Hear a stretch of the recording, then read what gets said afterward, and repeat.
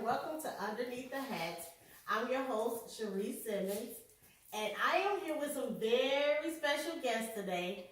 Our topic will be love and marriage. So I have with me Dr. Taylor and her husband, Joe Taylor. Welcome. Thank you.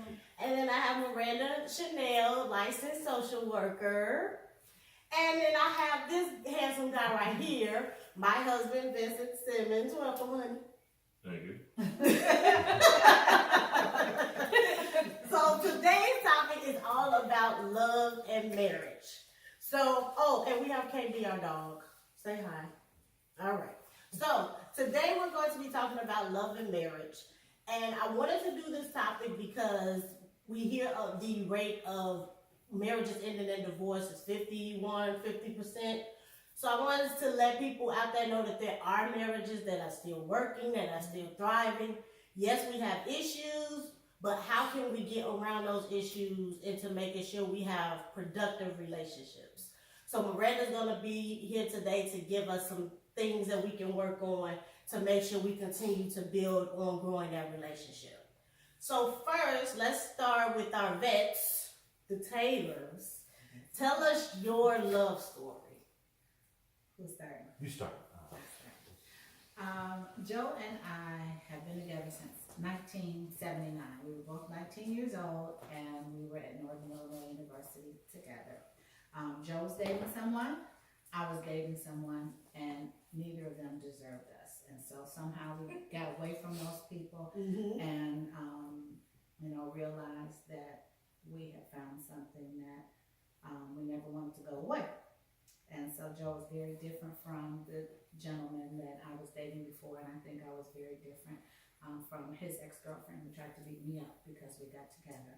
And so we just really have been together since then, never saw life without each other, even though there have been some peaks and valleys, but everything that we've gone through has always brought us back to each other. Yes, you're absolutely right. I don't want to add too much to that other than the fact that one of the things that I definitely appreciated and truly was the fact that she pushed me. She, always kept me goal-oriented. And because of that, that was one of the strong points. I know that I had a good woman because she wanted to be somebody. And that was so important. Because I know I wanted things in life. Maybe I didn't know at that time how to achieve those things, but she was always there to listen to my some of my struggles and keep me on the right path, to help me to stay focused and knowing that things will change. Because a lot of guys want, at least I wanted things quickly and didn't know how to necessarily attain those things. So her pushing me positively, knowing my personality, knowing that sometimes I need to be pushed a different way than most. She was able to recognize those things, and that was the beauty of the beginning of our relationship. You want to start? Okay. So we met in 2015. Yeah. I had was fresh out of a divorce. Vince had already been divorced for some years, and we were at the same church. And I wasn't trying to get into a relationship with anybody. You agree? Thank you. I wasn't trying to get into a relationship with anyone. I told the Lord, if I get married again, you got to put him on my doorstep with a bow. And that's what he did. Vince chased me out of church. That didn't work because he said I moved too fast. So then we ended up on a group chat with the choir because he played the congas and I was in the choir. And we talked for 3 hours, 2 days in a row. And I asked him... Actually, 4. 4 hours. 4 hours, 2 days in a row. And I asked him every question you probably shouldn't ask the first time. Like, are you crazy? Do you take medication? How many kids have you had? What's going on with you and your wife, ex-wife? What's going on? So he proposed to me. We met in April. He proposed in June, and we got married a year later in July. And we've been going ever since. Yes. Anything to add? Actually, it's not. No. When you have a strong woman, she will push you. Even when you going left, she gonna snatch you right.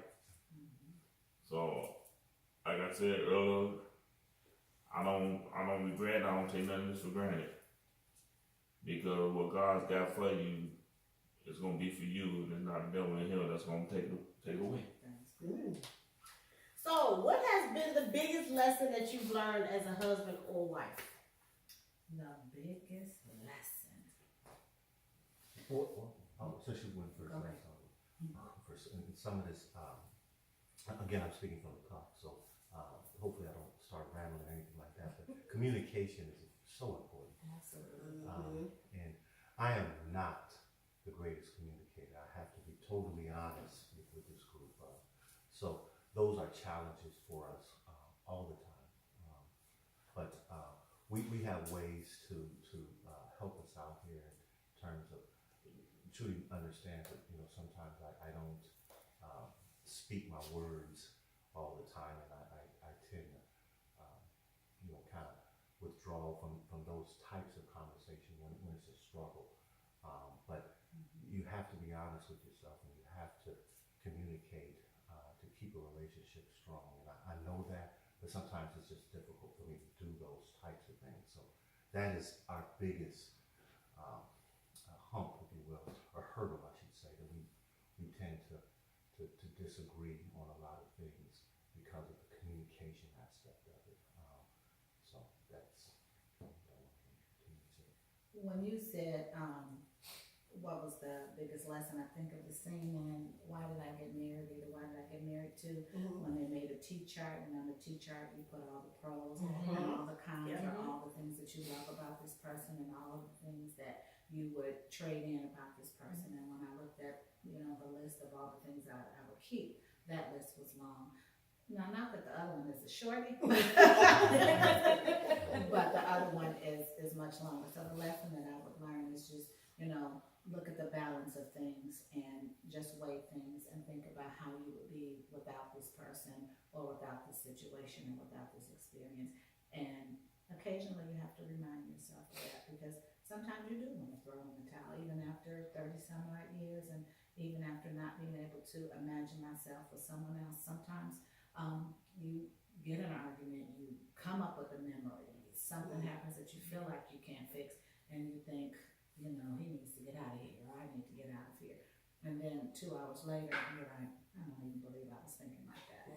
So I would just say, continue to weigh, do your T-chart, and focus on that. Then,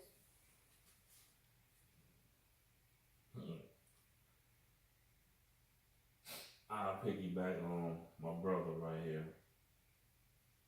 Yeah. Speaking from the heart, I was out there until I met my wife, and now she can't get rid of me. They say gorilla glue holes. This is just straight love right here, because through what she been through and what I've been through, I was getting ready to catch a charge. And I have a few brothers, not friends, brothers, that said she's not even worth it. Well, you catching a charge for murder, for her cheating on you. At the time I was young, like they say, young, dumb, or whatever. But I said that I will never get married again.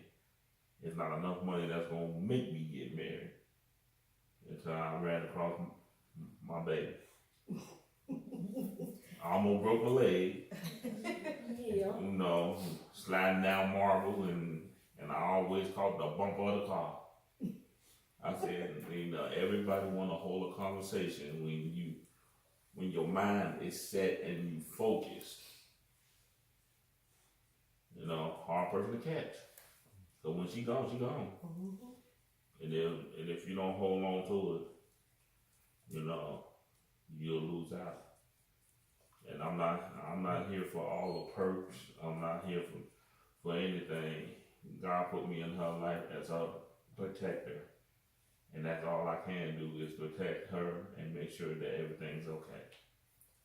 And the biggest lesson that I've learned as a wife the second time around is to express how I'm feeling. In the first marriage, I wasn't given the opportunity to share because I was young. I was 23. I went from getting a bachelor's degree to being a wife within 2 months. So, and I was taught how to be a teacher, not a wife. So I didn't know what to do. And from learning the things and going over the things that I had done in the first marriage, I wanted to make sure that I was clear about my expectations, what I liked and didn't like, and didn't hold things in, and then expect for him to know what I was thinking without me telling him what I was thinking. So we butt heads a lot because I don't hold my tongue, but I like the fact that we can communicate with each other and share what we like and don't like and get over that hump so it doesn't turn into an even bigger one. So Miranda, something that Trudy said was about the pros and cons list. Do you think that that's something that those that are going into marriage or are actually in marriage now, something that they should, an exercise that they should do? I think both. I think the reality is that you should go into marriage counseling long before you go into marriage. If ever you're considering keeping this person in your life, it's not like buying shoes. You know what I mean? Like, oh, well, I've grown out of this. Let me just go get another pair. When you go into marriage, the concept is that you are planning to be with this person for the rest of your life. But the reality is that you don't know what the rest of your life or their life looks like. And so a lot of our problems is that we go into marriages with the person that we are today and not the person that we're going to become. And so we end up with the person that they've become, and they end up with the person that we've become, and it's not the person that they married. And so if you're not constantly communicating and constantly weighing out those pros and cons of, they was with me when I was on the street. They taught me, they pushed me, they helped me, they molded me. We went through X, Y, and Z together. Then it becomes very easy for those negative experiences to outweigh the times where they really did hold you up or hold you together. And oftentimes, our weakness just as people is that we communicate with the wrong folks. Instead of communicating with the person that we've made our vows to, we communicate with our mamas, our daddies, our friends, our siblings, you know, that group. And most of the time we're telling them the stuff that they did wrong. You didn't tell them that he stopped and brought home toilet paper while you were stuck in the bathroom by yourself without mud. You know, we don't tell that part. We don't tell the part about how we were sick and they cooked and they cleaned so we didn't have to. We tell, I went through his phone and found a text message from somebody he dated in 1964. Like, well, she old and she don't even remember who he was, you know? But we often tell the negative things, and those people don't forget that negative stuff. So we've gotten over it and have talked it through or screamed it through or whatever, however we make up, and we're over it. And our girlfriend like, didn't he just have a text message? And they keep this pot stirring that you've taken off the heat already. And so a part of making relationships and marriages work is being true to the person that you took your vows to. The Bible speaks of marriage being a threefold cord. It's you, your mate, and God is that other fold in that cord. And so we have to be very careful not to allow the opinions or somebody else to become that third fold, because that's where a lot of relationships fall apart. If you can't communicate with anybody else, write a letter to that person. I can't get it out in words, but I'm gonna send you a 12-page text so that you can process it before you come back and bite my head off, right? You know, but you have to figure out what works in your house. Men and women communicate on total different levels. Preach. Total different levels. And so as women, we're trying to figure out why you don't hear me. And he going, because you're too loud. The information that we put out is different. The information that we receive is different. And so if we're not willing to learn the communication styles and the idiosyncrasies of our partner, then we set our partner up to fail. And once they feel like we don't hear them, then they stop communicating altogether. So one thing that Vince and I made Vince do it, was trying to figure out language. We took the love language test. You remember that? Oh boy. It was a lot of questions. It was a lot of questions. And I realized that my love language is I like words of affirmation. Vince likes it too. So what would you say is your love language and yours as well, Joe? That's a different question. Well, this is gonna sound a little mean, but it's not mean. I don't know if he has a love language. Okay.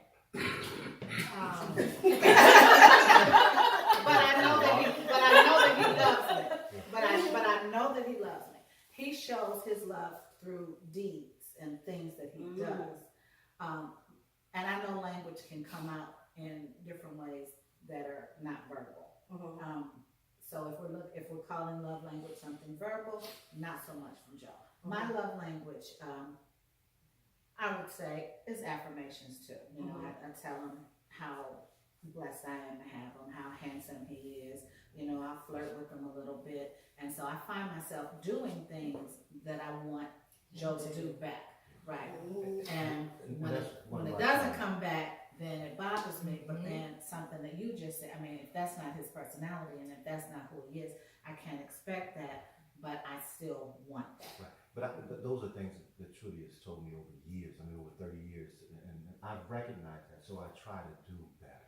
You know, but that is not my personality. I don't be totally honest with you, but I still have to work at it, and I have to recognize that's what she wants. And so there are times when I do it, I try to be as authentic as I can when I do those types of things, but she already knows that's not me. You know, I don't do those things. That does not mean that I'm not deeply in love with my wife. I'm deeply in love with her. I love her with all my heart. So that's you know, it's just that I have to work on those things, and it's not easy. That's not who I am. So I have to, you know, kick myself sometimes. Hey, listen, you know what she wants. You know, do those types of things. So, you know, whenever That's what I'm saying. you know, whenever she dresses a certain way, I make sure that I recognize it. You know, I you know, sometimes I forget it and I beat myself up over the head about it, but still, no, I know that I was wrong because that's what she wants, and I want her to be happy. I don't want her to, you know, think that I didn't care or I didn't notice or those types of things. So that's a work in progress, and will always be that way. And she understands it, and she doesn't let me off the hook, you know, all the time. But you know, it's one of those things that I have to keep working at. I mean, marriage is somewhat of a, I'm gonna call it a job. It's something you have to work at. It is a job. Yeah, but you have to work at it, right? It's not something that you can say, okay, forget about it. I mean, we take that attitude, then it doesn't work. Then you have a lot of arguments unnecessarily, and that doesn't make a relationship strong. You know, you try to stay away from those kind of things. So, and even in the understanding of love languages, you have to understand not just the love language that you speak, but the love language that your partner speaks. Yeah.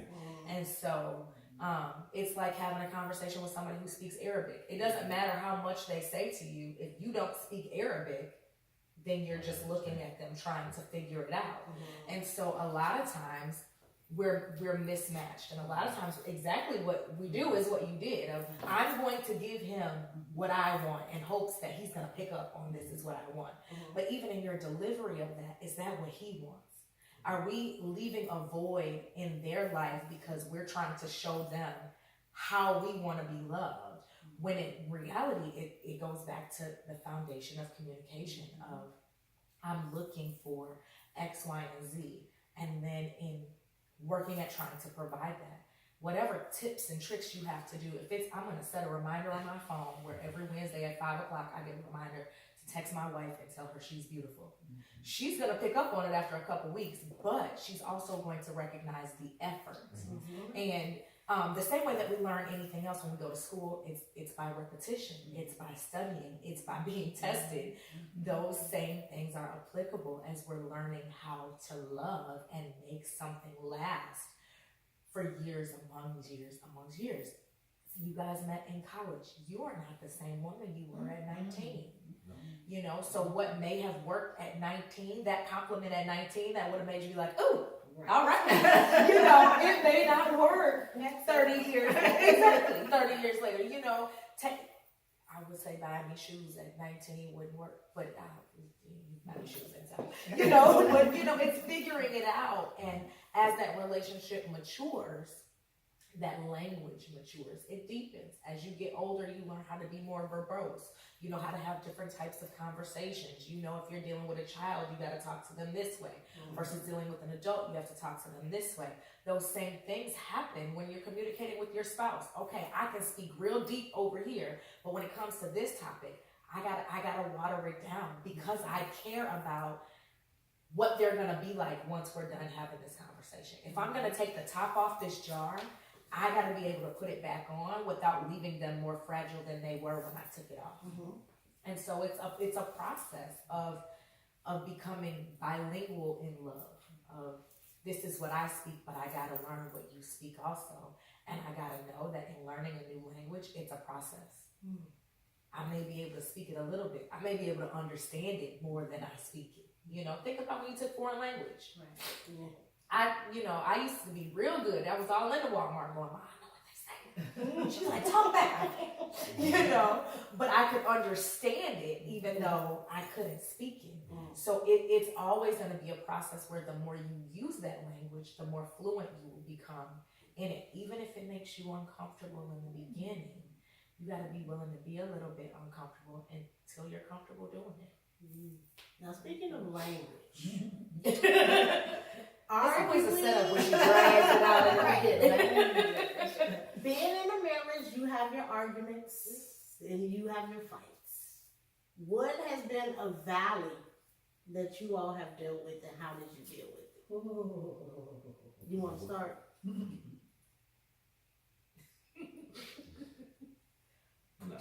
Okay. I would say one of our valleys is, I love you. But When I know that I'm getting to that point, I just need a minute. Because I know that if we keep going, I'm going to say something that I can't take back. And Vince wants to keep going. He'll text me when I stop calling. When I hang up the phone, he still wants to talk about it. So he'll text me.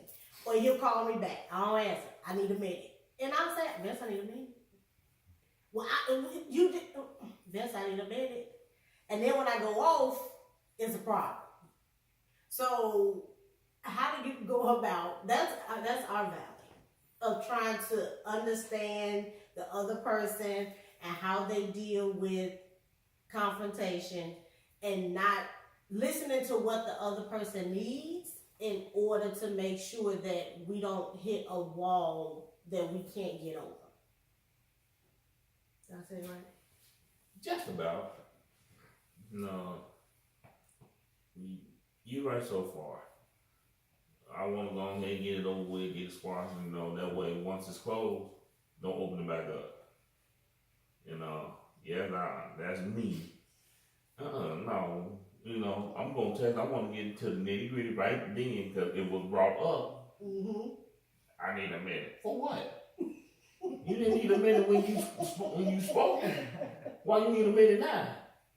Because I know that if she laughed out, I'm going to laugh back. And it been plenty of time that we both laughed at each other. I was down here, she was up there. One of us had to be the grown up about it. Well, I was right, well, I was wrong. I'm sorry. And keep moving.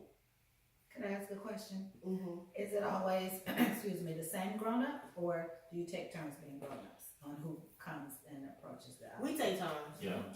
I think, and that's the thing. That's why I know I need a moment, because I know that once I get started, it's like it's not good. So I'm like, let me get a moment. Let me get myself together. Let me think of both sides. How you feel, how I feel, and then we can come back and have a conversation. And when I realize that I'm wrong, I'll come and say I'm sorry. And when he realizes he's wrong, he'll come and say it. How often do you have that thought before you address the issue? Most of the time, because I'm very patient, and for you to get me to that point to where I need a minute, it's like you didn't hit a nerve. So most of the time, I try to be reflective of both sides before we get to that point. But depending on what the topic is, it just goes from 0 to 100. But I'm talking before, like, the conversation happens. Mm-hmm. Like, in your prep, because as women, we prep. Yeah. You didn't practice, your Mhm. facial expressions, Yep. when you go to class, All that. we already know in our mind Mhm. how this is going to play out. Prime example with me, I can be driving to Milwaukee, work for AAA, she'll call me. If I don't answer that phone, what I tell you, when my name come across that screen, you need to pick it up. But you know why, though. And so this comes back to understanding your partner. Because in any relationship that we go into, we bring some type of luggage with us. Mm-hmm. Some of us got an itty bitty coach bag, and Oh. some of us got, I done traveled U-Haul. across the country. Exactly, a U-Haul. And so, but we know that because they've already begun to unpack those little things that come out of that luggage, right? So if you know that she comes with these little pieces that she's pulled out of this luggage, then you already know me not answering this phone, even though I'm on the side of the road changing somebody's tire, is going to, it's going, when I call back, she's going to pop off. When I get to the phone, there's going to be 12 pages of text messaging. And so understanding that this came with the package that I bought. And she didn't have an understanding. And then I'm going to tell you, you didn't have an understanding. When I didn't answer that phone, now I've been with the company going on some years. Right. But if I don't answer that phone, I break it down to it. If I don't answer that phone, I have a customer up in this truck. Mm-hmm. I don't take my phone outside of the vehicle because I can't afford to get another one. Mm-hmm. Or I'll call and he'll be like, I'll call you back, I got a customer. So at least he answers instead of something, instead of not answering at all. But that comes with both sides. Of you understanding that this is not the person you were married to the first time.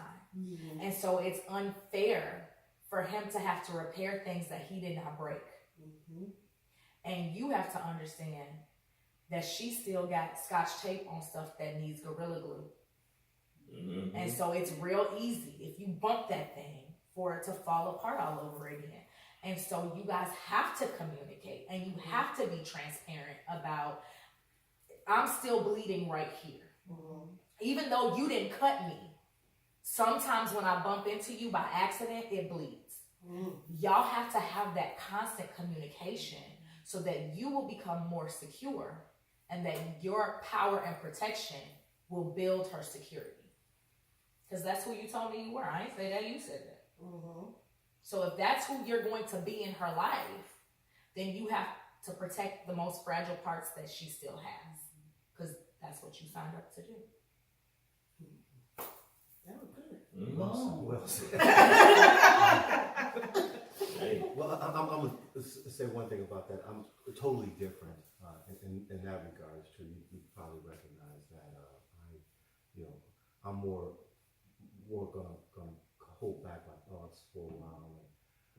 And I'm going to be totally honest. When we were 19, I had a whole lot of growing up to do. So arguing was not done fairly. Is that true to say? Very true. So not only did I have to grow, I had to learn who I was and who I was going to be and all that stuff. Mm-hmm. But I didn't necessarily fight fair. Being honest, I was 19. Exactly. That's not a good excuse, but that is an excuse. Mm-hmm. So I learned through the years that recognizing what the other person has to say is very, very important. Mm-hmm. So I had to grow and develop how to argue the correct way, if there is such a thing, or just just sitting and listening to Trudy's, what she's saying, her thoughts.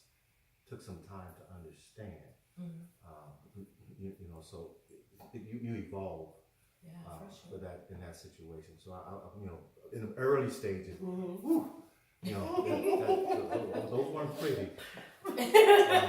So I'm lucky that she was patient enough to be with me, because my parents, my dad was an alcoholic, So I learned how to argue his way. Yeah, Mm. yeah, know, that's and- good and- though. and- The understanding of that. Yeah, and so they were not pretty, and you know, walking off or leaving, or just dismissing yourself of the situation does not handle it one bit. But those were the ways that I learned. Yeah. Getting away from the situation. So we've grown through that early in our stages, and I will say that now there are fair fights, right? If such a thing, if you can say that. But still, I don't think I want to dig deep into it early. I more or less want a minute. I think we do better. I think there's still work to be done. Oh, sure.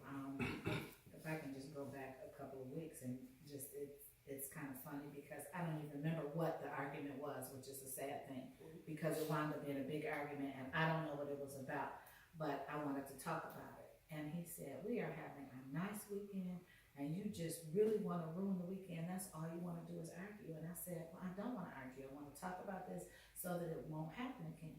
I said, so how do you think we should fix it? And he just said, let's just be friendly. And I'm thinking, let's just be friendly. And I just, Go out to dinner. right. Let's make love after Right. dinner. That kind of stuff. So, what? Let's see if you still want to argue.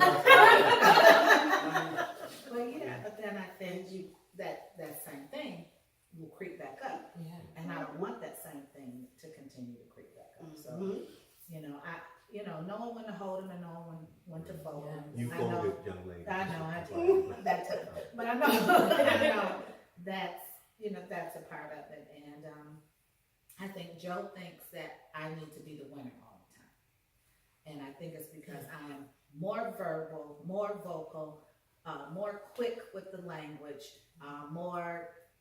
one who will probably say things that I shouldn't say, sometimes things that are difficult to take back and that kind of thing. But that's usually out of frustration when I've tried to say, well, hey, blah, blah, blah, let's do this. And then I'm met with like this wall.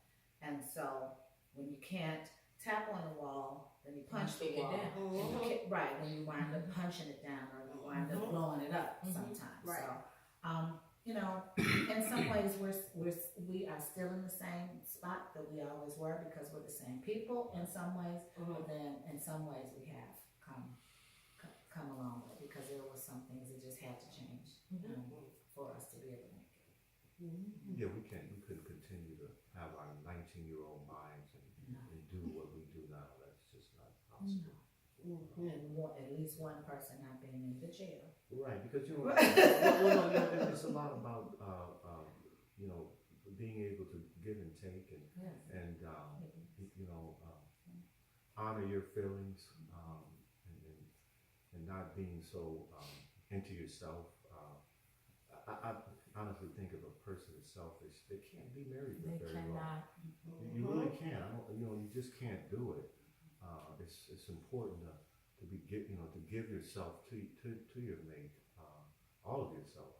So I know I was selfish early on. Truly, I was a sports fanatic. I played basketball all the time, and you couldn't understand why I would want to be in a park playing basketball, but that's what I did. And I didn't always think you were in the park playing basketball. Well, yeah, Right. and back then, there was no cell phones and stuff like that, so it was harder to That communicate. sounds funny. There were no cell phones. There wasn't a cell phone in the Right, pocket, right. So getting in contact with one another was somewhat a challenge back then, more so than it is now. But and then when it was basketball, then it was golf. I'm just a sports person, and I had to learn that she needs to know where I am.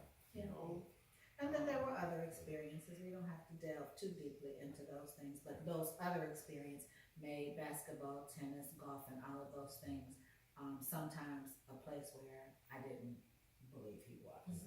And we know what those things were, and it's a sowing of the wild oats things. I understand when you're 19 and you get together, you're going to have some peaks and valleys. There are some things that people have to go through. I don't want to just say young men, for young men and young women. And I was Joe's first real girlfriend. So there was some exploration that he needed to do that he wasn't honest about. And I know he wasn't honest about that because he knew if he was honest about the exploration, one of three things would happen. Either I would be gone, I would explore two, or I forgot what the third one was. But it became a game where I knew I didn't want to let him go. Couldn't beat him, so I joined him. So And women never win in that joint. no, We never win. it's a big mess. Yeah. And so We never win. And I think that's the problem. And especially with this generation of millennials and girls that are looking to become wives, that's a battle we never win. Because number one, we're too emotional, and number two, we end up with babies that we didn't really want. And so, you don't know who's the father. right, and you're stuck one way or the other. No matter what decision it is you make in that pregnancy, you're stuck. You're stuck with the aftermath of certain choices, or you're stuck with the fact that you have to raise a child because you were responding from a temporary emotion and now you have a permanent reaction. And then there's soul ties that people Yes. do not realize, because when you, and not to be too graphic, but men enter women, There's a deposit. we receive. Absolutely. And when they deposit something, then it's there. And it's not just physical, it's spiritual. It is. And so then I think men can be with someone and walk away from them. Absolutely. But we can't. And so, in our quest to try and fix this thing that we were going through for several years, I might add, I didn't believe him when he said, I'm with people, but they don't mean anything.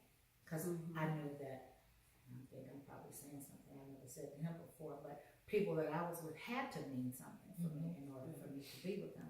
Never as much as what he meant, because it was always about me wanting to be with him and just always trying to fix things. So those are things that I still struggle with today and still try to forgive for. And one of those things that I really, really want to get, it's no such thing as closure, I know, but it's just stuff that I still would like to know, or things that I still would like to feel. So that, I sit and listen to my pastor sometimes, and he says things like, there are people who have had an experience 32 years ago, and they're still sitting up here holding on to it. And I'm like, that's me. And I think it's because I haven't had it cleared up. How do we clear it? I don't know. Well, number one, you just started by expressing the fact that you need to have it cleared. Yeah. He cannot give you something that he doesn't know that you desire. And as women, we always think like, well, I didn't drop 99 hints. He ain't looking at your hints. He watching the golf game.